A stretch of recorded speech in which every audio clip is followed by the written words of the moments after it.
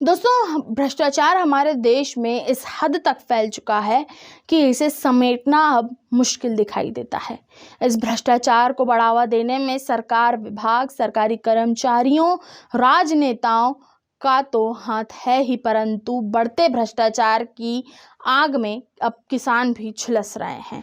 इस भ्रष्टाचार की आग की लपटों में किसानों को इस तरह जला दिया है कि इन्हें मरने के अलावा और कोई रास्ता नजर नहीं आ रहा।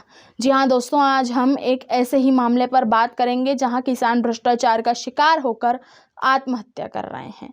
नमस्कार दोस्तों, मैं समीक्षा कपूर और आप देख रहे हैं प्रलय टीवी।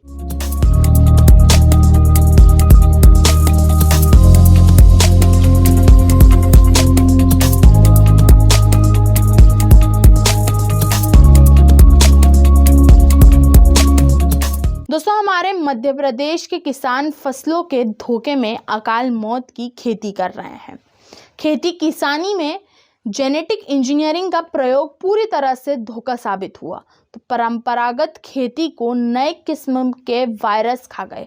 प्रदेश में औसतन 3 किसान रोज बरोज मौत को गले लगा रहे हैं। वहीं व्यवस्था हाथ पर हाथ धरे बैठी है। त्रसादी यह है कि किसानों की बेचारगी विदेशी बीमा कंपनियों के लिए शोषण का औजार बन गई हैं। आत्महत्याओं के इस खेल को कभी खत्म होने का नाम ही नहीं ले रहा है। वहीं सरकारी मुआवजा नीति भ्रष्टाचार की वजह से बेईमान साबित हो रही है। इसी के ताज़ा मामले मध्य प्रदेश के होशंगाबाद और हरदा जिले से सामने आए हैं। ये वो इलाके हैं जो कभी उन्नत खेती की मिसाल हुआ करते थे और आज आवाजग्रस्त किसानों की कब्रगाह में तब्दील हो गए हैं। होशंगाबाद से केवल 4 दिनों में 3 किसानों की आत्महत्या की खबर मिली है। जिन किसानों की मौत हुई थी उनके नाम कमरगौल, राम सिंह राजपूत, मिश्रीलाल बेड़ा हैं। इन सभी की मौत 11 से 14 अक्टूबर के बीच हुई थी।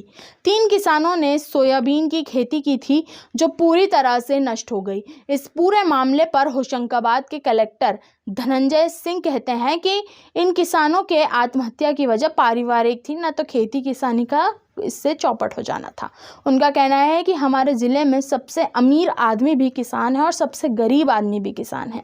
ऐसे में मौत किसी की भी हो सकती है। कलेक्टर साहब की इस बेशर्मी पूर्ण टिप्पणी पर हमें कोई भी टिप्पणी नहीं करना चाहते, लेकिन उन्होंने ये ज़रूर कहना चाहते हैं कि एयर कंडीशन कमरों में बैठकर आप जैसे लाखों की तनख्वाह पाने वाले लोग इन किसानों की पीड़ा कभी नहीं समझ पाएंगे। चलिए दोस्तों, अब इस पूरे मामले पर कुछ जिम्मेदार लोगों से सवाल पूछ लेते हैं, क्योंकि अगर क्षेत्र में इतनी बड़ी घटना घटी है तो इन जिम्मेदार लोगों से सवाल पूछना तो स्वाभाविक है। ऐसे में हमारा पहला सवाल होशंगाबाद जिले के कृषि अधिकारी जितेंद्र सिंह से है कि आखिर उन्होंने बिगड़ती फसलों का जायजा लेकर किसानों के हित में कोई कार्रवाई क्यों नहीं की। क्या सरकार उन्हें इतनी मोटी तनख्वाह सिर्फ अफसर में बैठकर मक्कारी करने के लिए दे रही है। इसके बाद हमारा सवाल राज्य के कृषि मंत्री कमल पटेल से है कि जब राज्य में इतने बड़े पैमाने पर फसलें खराब हो रही थी तब आपका मंत्रालय नींद की गोली खाकर क्यों सोया हुआ था, या फिर प्रधानमंत्री के साथ सेल्फी लेने की खुशी में आप किसानों की सुध लेना ही भूल गए। इन सब के बाद हमारा सवाल राज्य के मुखिया शिवराज सिंह चौहान से भी है कि राज्य में लगातार किसानों की आत्महत्या पर आपकी सरकार के मंत्री चुप क्यों बैठे हैं। आप तमाशा क्यों देख रहे हैं। विधायकों की खरीदी बिक्री के समय मिल जाए तो किसानों का भला भी देख लीजिए, और अगर ये सब नहीं कर पा रहे हैं तो अपनी सरकार को किसानों की सरकार कहना छोड़ दीजिए और भ्रष्टाचार के आरोपों को इंसानियत के साथ स्वीकार कर लीजिए। दोस्तों, समय की मर्यादा को ध्यान में रखते हुए आज के इन चुपते सवालों के साथ हम आपसे विदा लेते हैं। आप देखते रहिए प्रलय टीवी।